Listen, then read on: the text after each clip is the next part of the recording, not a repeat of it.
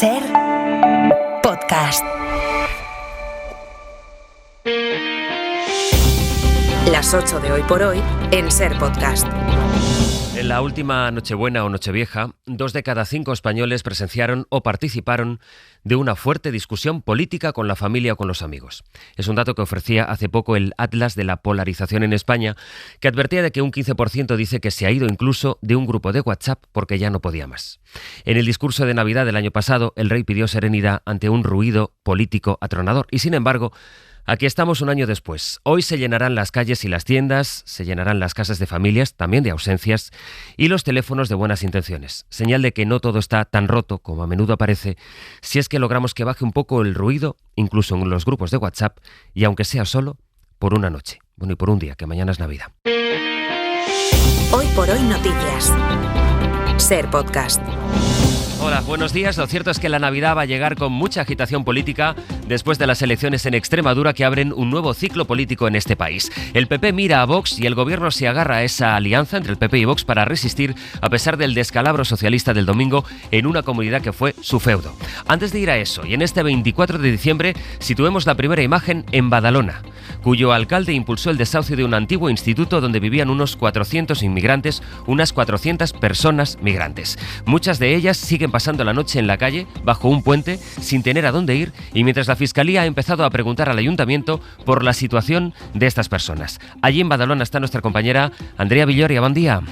Buen día. Sí, bajo este puente se amontonan más de 50 tiendas de campaña donde, según la Cruz Roja, han estado durmiendo 140 personas migrantes sin techo, desalojadas hace exactamente una semana. Esta pasada noche, decenas de técnicos de la Cruz Roja han venido a ofrecerles un alojamiento temporal para los próximos 2 meses, gracias a un acuerdo entre entidades sociales, la Defensora del Pueblo catalán y la Generalitat, que han buscado y sufragado locales, pisos, albergues o hostales fuera de Badalona, en municipios como Malgrat de Mar, a 50 kilómetros de aquí, para reubicar a estas personas. Esta mañana van a volver esos técnicos a intentar convencer a las decenas de migrantes que anoche decidieron quedarse bajo el puente, porque nos dicen que, pese a precarios, tienen algunos trabajos aquí en Badalona recogiendo chatarra y desconfiaban de una solución que les obligaba a irse con solo una mochila, abandonando su bicicleta o su tienda de campaña, que para muchos son sus únicas pertenencias. En cualquier caso, la solución ha tenido que salir del Gobierno y de las entidades sociales ante la incomparecencia del Ayuntamiento, que era a quien le tocaba atenderles.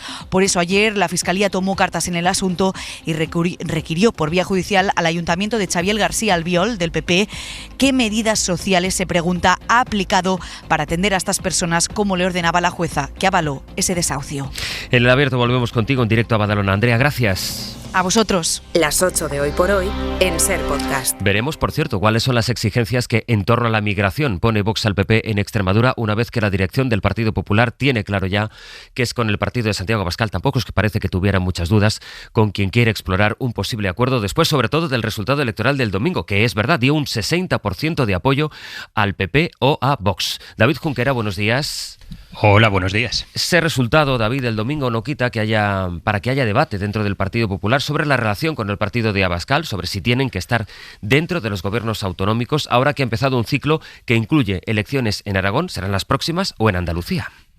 Sí, ese es uno de los debates, pero otro se ha extinguido. Lejos quedan los tiempos en los que el PP penaba por tener que entenderse con Vox. Tras el resultado en Extremadura, los populares hacen gala de la suma de las derechas y dan por perfectamente digeribles los posibles pactos con Abascal. Esto viene a dejar claro que los pactos que dan miedo a los extremeños y probablemente al resto de españoles no son los pactos del PP con Vox, son los pactos del Partido Socialista.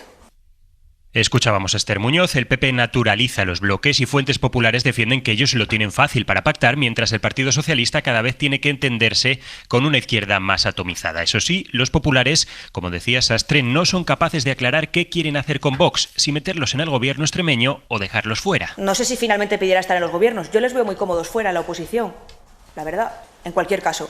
Y yo creo que tiene que haber un entendimiento.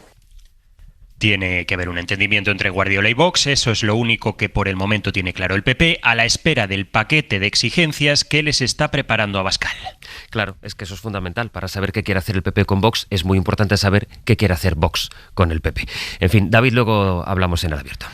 Luego hablamos. Hasta luego. El Gobierno se agarra a la alianza entre el PP y Vox para resistir en una legislatura en la que acaba de vivir un hundimiento sin paliativos en Extremadura, que fue una comunidad que gobernó durante la mayor parte de las legislaturas y además sin una mayoría parlamentaria en el Congreso. Ana Fernández Vila, buenos días. ¿Qué tal, Sastre? Buenos días. Sin una mayoría, Ana, que pueda asegurarle no ya unos presupuestos, sino que salgan adelante incluso las medidas de ese llamado escudo social que ayer mismo aprobó el último Consejo de Ministros del año. Sí, Moncloa trata de pasar página de sus crisis y del descalabro extremeño con este último impulso a la agenda social e intentando arrinconar al PP con Vox. El Partido Popular no solo está pactando con la ultraderecha, está llevando a cabo políticas de ultraderecha.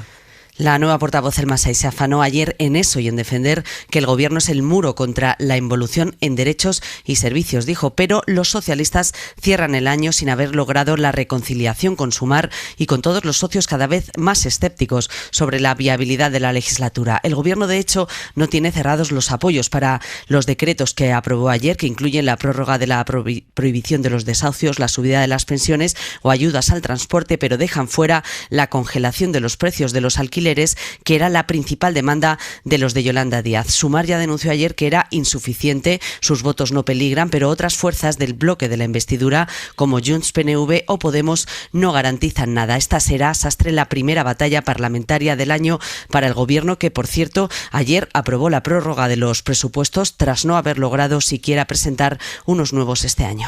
Ana, gracias. A vosotros. Vamos a entrar en el detalle de estas medidas que ahora enumeraba nuestra compañera. Saludamos al jefe de Economía de la SER, Jordi Fábrega. Hola de nuevo. Hola, buenos días. Para explicar, Jordi, por una parte, de todas estas medidas, las más sociales. Pues son 66 páginas de decreto que recogen estas medidas sociales, están ya publicadas en el BOE e incluyen como quizás la medida con más beneficiarios, la subida de las pensiones. 2,7% van a subir las pensiones contributivas el año que viene, un 7,0% las mínimas, 7,07% las mínimas y un 11,4% es lo que subirán las pensiones no contributivas y el ingreso mínimo vital. Las pensiones más bajas suben más precisamente para intentar acercarlas a unos umbrales de renta básicos, decía la ministra y portavoz El Masai.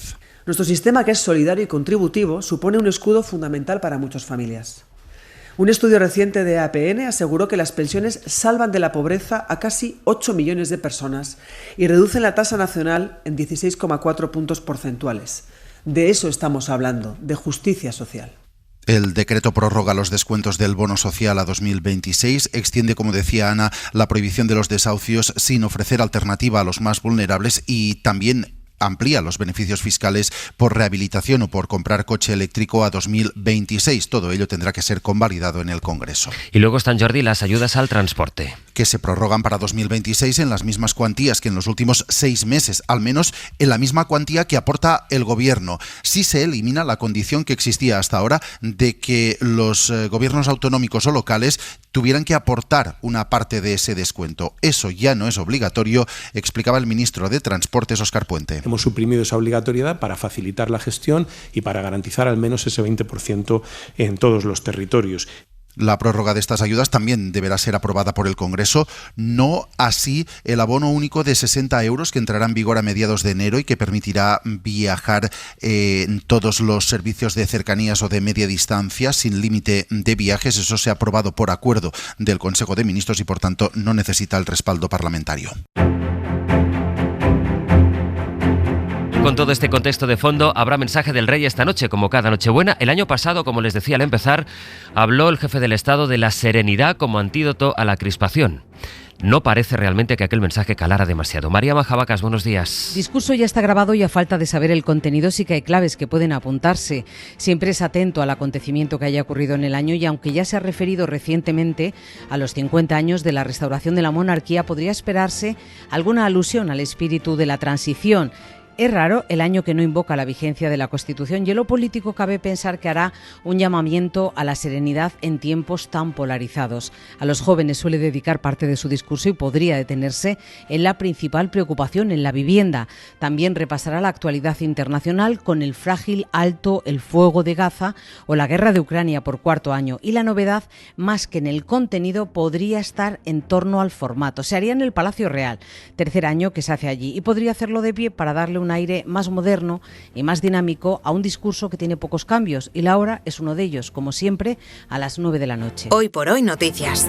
Ser Podcast. Más noticias esta mañana que tienen que ver en este caso con la política o con los tribunales, que son dos ámbitos que han ido tantas veces tan de la mano. La petición de José Luis Ábalos, por ejemplo, que quiere que le juzgue un jurado popular. Miguel Ángel Campos. La defensa de Ábalos recalca en su escrito que 3 de los delitos atribuidos al exministro, el grueso de la acusación, son propios del tribunal por jurado. Al ser además la raíz de la causa, la malversación, el cohecho y el tráfico de influencias, interpreta que la totalidad debe ser juzgado por un tribunal popular en el Tribunal Supremo. La defensa señala el precedente de Francisco Camps, que siendo aforado fue juzgado por un jurado popular. El letrado del exministro reclama al Supremo en su escrito que deje sin efecto los autos de procedimiento abreviado y de apertura de juicio oral y que abra un procedimiento por jurado para que sea este el que decida sobre José Luis Ábalos en el caso Mascarillas y no los magistrados de la Sala Segunda del Supremo. Y en Vox es curioso cómo este auge electoral que acaba de confirmarse en Extremadura, ahora hablábamos de ello, o que auguran las encuestas para las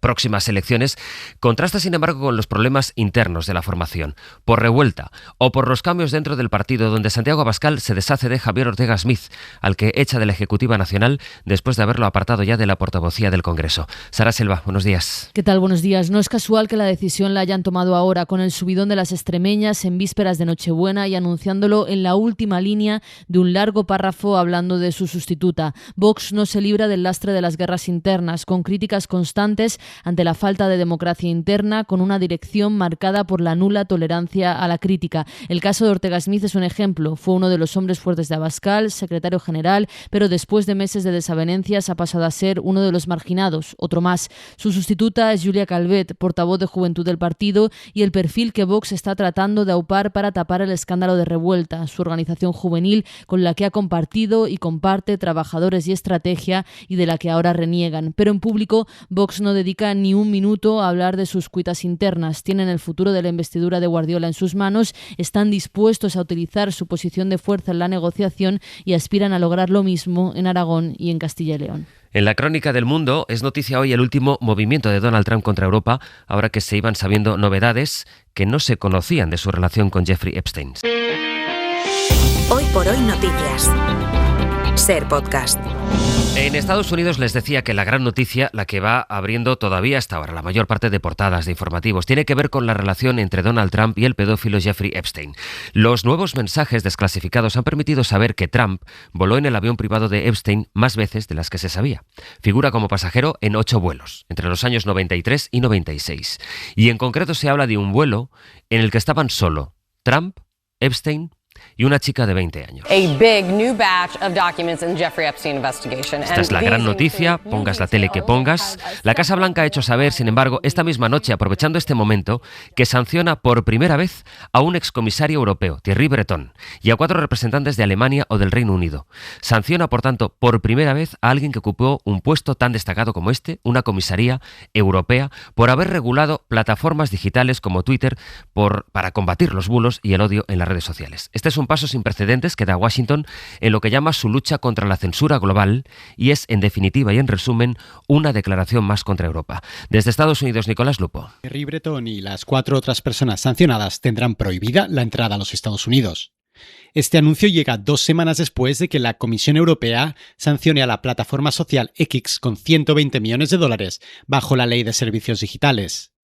Breton ha denunciado una nueva caza de brujas y que el 90% de los parlamentarios europeos votaron a favor de esa ley en 2022. Purporting to censor Americans in America is a deal breaker. La subsecretaria de Estado Sarah Rogers, quien ha anunciado los nombres de los 5 afectados, lleva semanas advirtiendo que la imposición de multas a tecnológicas estadounidenses tendría consecuencias.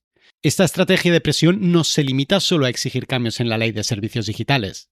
Con la mirada puesta en la política europea, Rogers también se ha reunido recientemente con representantes del partido Alternativa por Alemania y con regularidad difunde en su cuenta de X acusaciones de crímenes cometidos por migrantes en diferentes países de la Unión. Las 8 de Hoy por Hoy en Ser Podcast. Una de las grandes dudas de estas fiestas va a ser cómo evoluciona la gripe, que ya ha saturado urgencias y centros de salud en las últimas semanas. Ahora sabemos que algunas comunidades como Cataluña, Aragón y Galicia han visto cómo está empezando a bajar la curva del contagio, de los contagios. Sin embargo, los médicos lo que nos siguen pidiendo es que extrememos las precauciones, especialmente ahora que nos vamos a reunir tanta gente, para evitar otro pico que se produciría justo después de las fiestas. Mariola Lourido.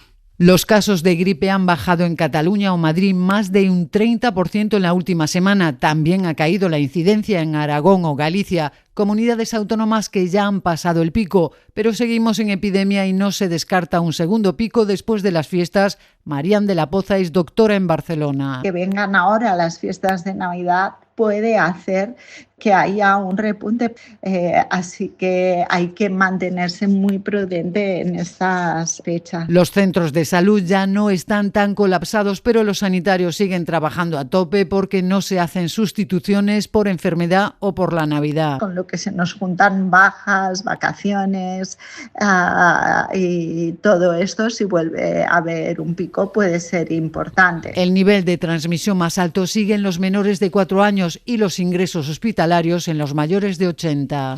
Y en Francia, la Asamblea ha aprobado la prórroga de los presupuestos. Allí sigue la crisis política, pero el gobierno no ha conseguido evitar el bloqueo. De hecho, la prórroga es temporal y obligará a un nuevo debate parlamentario. Corresponsal en París, Lucía Riera.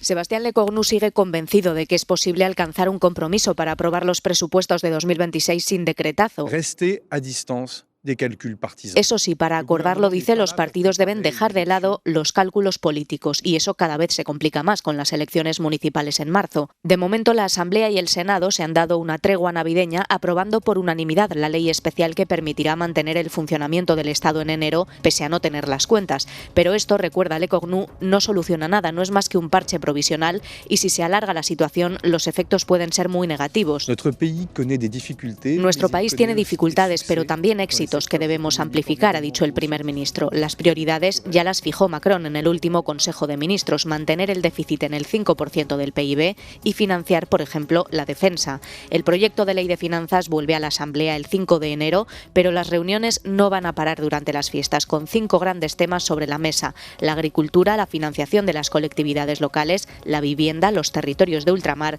y la investigación. Para no perderte ningún episodio, síguenos en la aplicación o la web de la SER, Podium Podcast o tu plataforma de audio favorita.